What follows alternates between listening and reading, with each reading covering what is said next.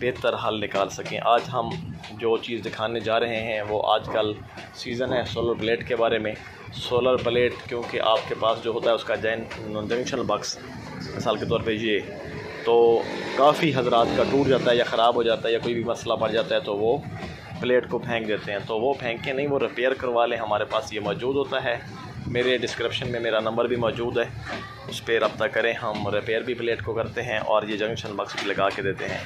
تو میں اس کے بارے میں ساری تفصیل آپ کو بتاؤں گا۔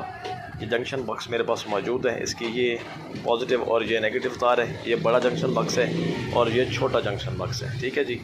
یہ اندر سے بھی میں دونوں کھول کے دکھاؤں گا آپ کو اور اس کے لگانے کا طریقہ بھی بتاؤں گا، ٹھیک ہے جی۔ یہ اس کی بیک سائڈ ہے، اس کے ٹرمینل نظر آ رہے ہیں پیچھے سے، ٹھیک ہے، اور یہ اس کا فرنٹ سائڈ ہے، نیگیٹو پازیٹیو تاریں ہیں۔